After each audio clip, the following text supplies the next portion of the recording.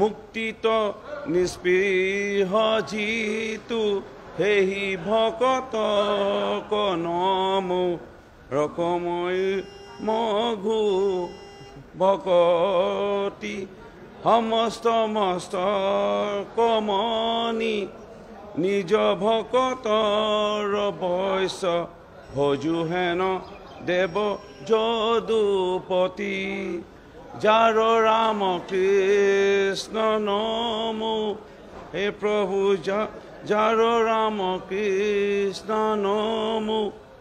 মই এই প্ৰাৰ্থনাৰে মই পুনৰবাৰ মাননীয় মুখ্যমন্ত্ৰী ডক্টৰ হেমন্ত বিশ্ব শৰ্মা ডাঙৰীয়া আৰু মাননীয় আমাৰ দলৰ সভাপতি দিলীপ শইকীয়া ডাঙৰীয়াৰ পৰামৰ্শ মৰ্মে মই অসমৰ ৰাইজৰ ওচৰত ক্ষমা বিচাৰিছোঁ।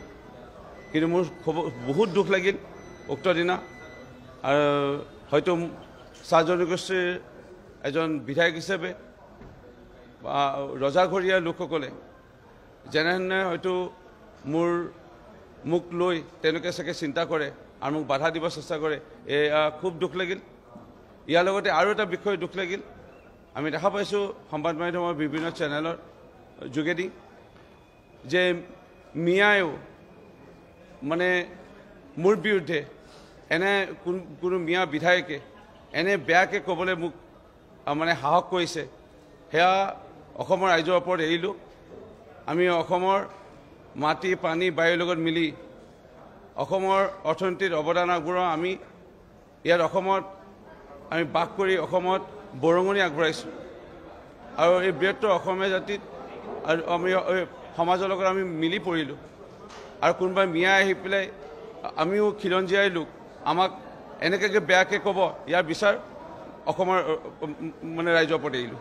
মুক্তিত নিস্পৃহ জিতু হেহি ভকত কনমু ৰকমৈ মঘু ভকতি সমস্ত মস্ত কমনি নিজ ভকতৰ বৈশ্য ভজু হেন দেৱ যদুপতি যাৰ ৰাম কৃষ্ণ নমো হে প্ৰভু যাৰ ৰাম কৃষ্ণ নমো।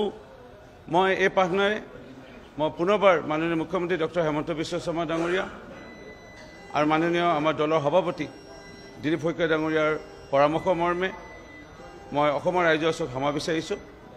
কিন্তু মোৰ বহুত দুখ লাগিল উক্ত দিনা, আৰু হয়তো চাহ জনগোষ্ঠীৰ এজন বিধায়ক হিচাপে বা ৰজাঘৰীয়া লোকসকলে যেনেধৰণে হয়তো মোক লৈ তেওঁলোকে চাগে চিন্তা কৰে আৰু মোক বাধা দিব চেষ্টা কৰে, এয়া খুব দুখ লাগিল।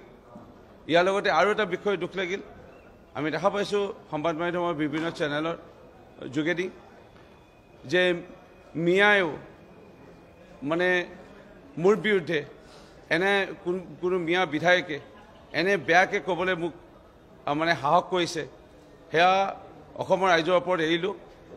আমি অসমৰ মাটি পানী বায়ুৰ লগত মিলি অসমৰ অৰ্থনীতিত অৱদান আগবঢ়াওঁ। আমি ইয়াত অসমত আমি বাস কৰি অসমত বৰঙণি আগবঢ়াইছোঁ, আৰু এই বৃহত্তৰ অসমীয়া জাতিত আৰু আমি সমাজৰ লগত আমি মিলি পৰিলোঁ। আৰু কোনোবাই মিয়া আহি পেলাই আমিও খিলঞ্জীয়াই লোক, আমাক এনেকৈ বেয়াকৈ ক'ব, ইয়াৰ বিচাৰ অসমৰ মানে ৰাইজৰ ওপৰত এৰিলোঁ।